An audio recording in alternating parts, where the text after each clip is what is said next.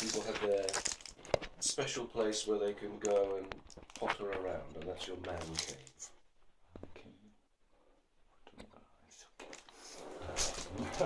Set. I'll put this campus lesson into 3 parts. 20 minutes, 20 minutes, 20 minutes. Go for it.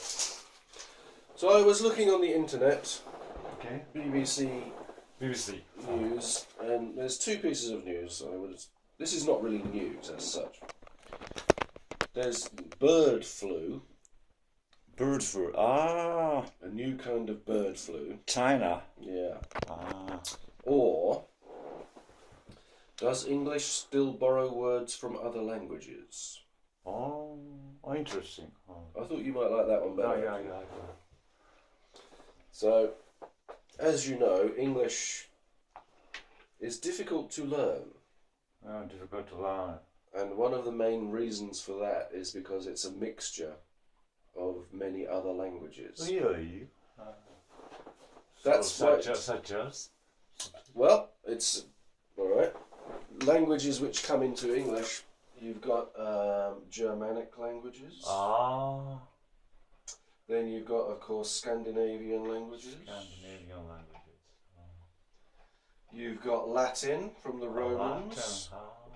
You've got Gaelic, or no, sorry, just Celtic. Or Gaelic. Yeah. Celtic. Of course, you've got French. French. Plus, nowadays you have loan words. Long words. From India. India. China. Japan. Etc. Mainly, of course, you've got the French, huge influence on British English now. Scandinavian languages because of the Vikings. Germanic languages because of the Saxons. Saxon. The Anglo-Saxons, that's why we call it England. Some Americans said it Saxon, Anglo-Saxon.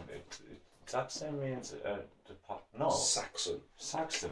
Oh. Saxon is no. That's wrong. It's Anglo-Saxon. Anglo-Saxon.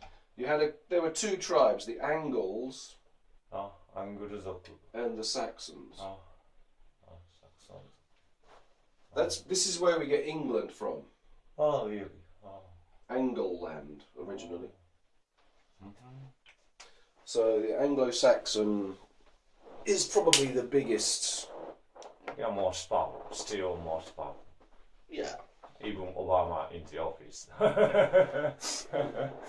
Yeah, I mean the Anglo-Saxons came into Britain thousands of years ago, and then you got the of course 2,000 years ago, the Roman Empire invaded.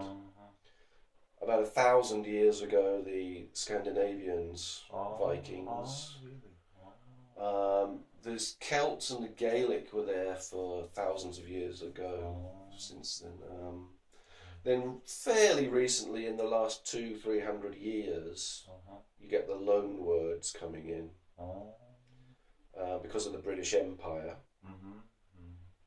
And of course, nowadays with the more global culture that we have anyway, there are more and more loan words coming into English usage. That's why I think learning English is really difficult. Japanese is pretty simple in comparison because it's still a very pure language. But especially British English is a mixture of all of these. And it seems to me, looking at the name, it's the history of invasion. Yes, of course. Exactly right. That's the main cause for progress or change in language. It's invasion. So one of my high school teacher,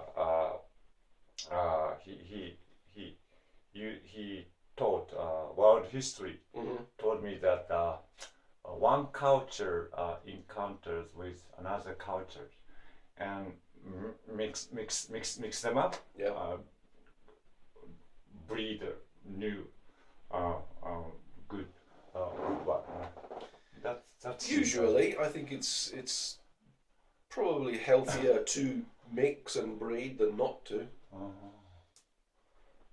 I mean, Britain, if we had not been invaded, would probably well, no, I mean we would be very more backward, I think.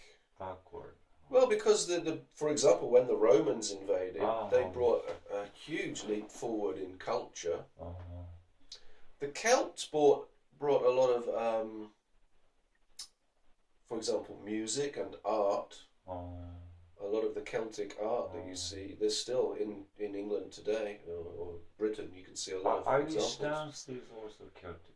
That's the kind of Celtic traditional, yeah. And Halloween also is Celtic. Halloween is more Germanic. Germanic? Oh, Yeah. really? Oh. They call it Walpurgisnacht. Walpurgisnacht. Difficult. Difficult to pronounce. Walpurgisnacht is a German tradition which has come over with I guess the Saxons. But well, because Britain of course has a very strong connection with Germany anyway, because our Queen is German. Yeah. So many royal family in Europe has have mingled with in the marriage of sort of marriage of convenience. Yes, most of them are interconnected by arranged marriages. Arranged marriages, and especially the Germans, the Saxe-Coburgs, as the British family. You know the Queen's surname now? Queen's son, I don't know. It's Windsor. Windsor. And the only reason it's Windsor is because in the First World War, the royal family were German, so they decided to change their surname to something sounding more English. So they chose Windsor because of Windsor Castle. Windsor Castle. Before that, I think it was Saxe-Coburg, the House of Hanover. Saxe-Coburg. Saxe-Coburg. Coburg. So their original surname was very Germanic. So that's the reason why, how to say, ketsubyō, ketsubyō, how do you say ketsubyō? Oh, sorry, I forgot that.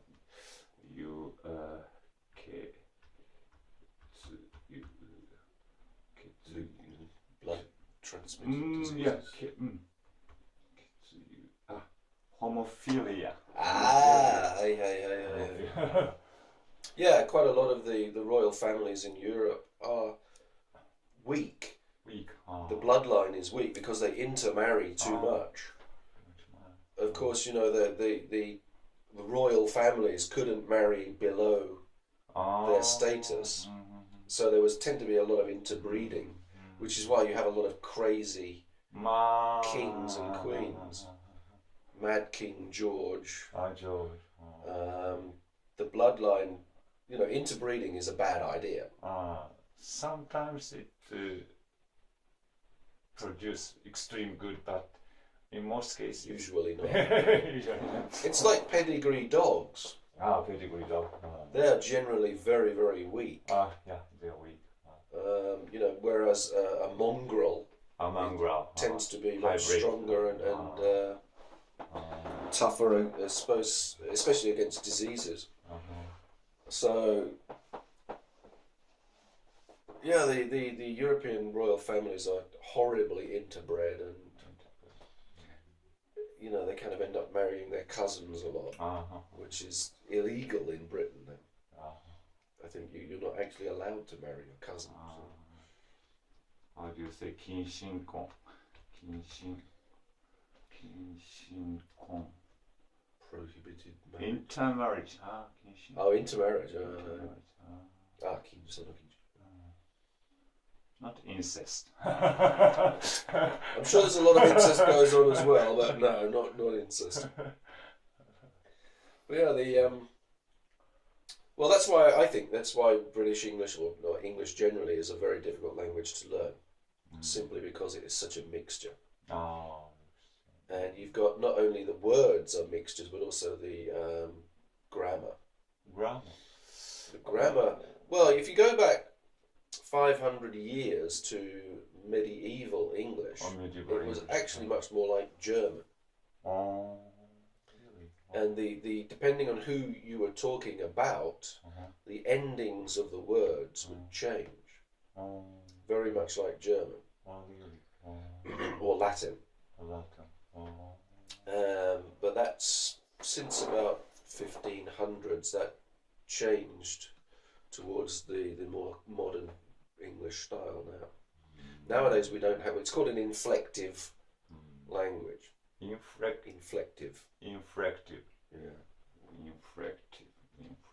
I-N-F-L-E-C-T-I. F-F-F? I-N-F-L F-L E-C-T. F-L-E-C-T. Ah. Intonation, enunciation, pronunciation, those kind of things, no?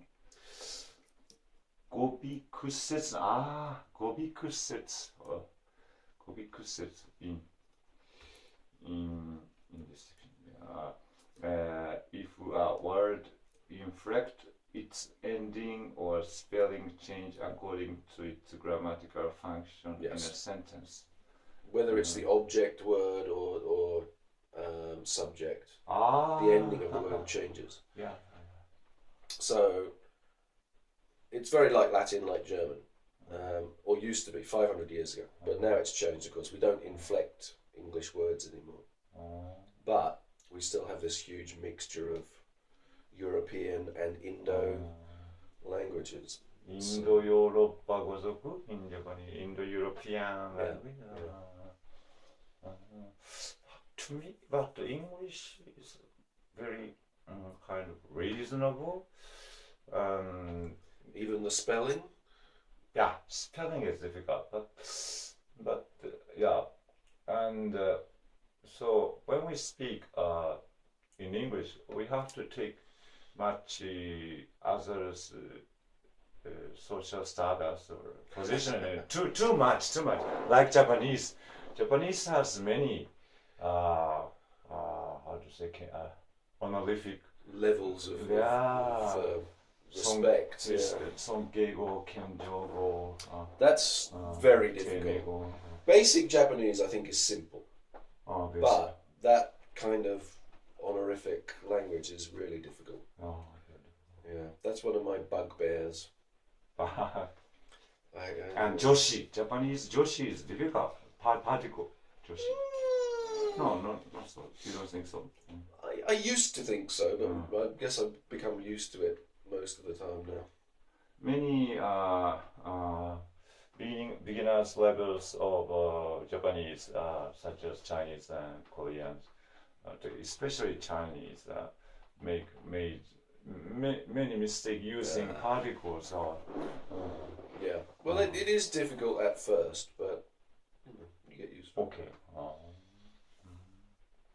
But it's the same in learning British English or learning English. You do articles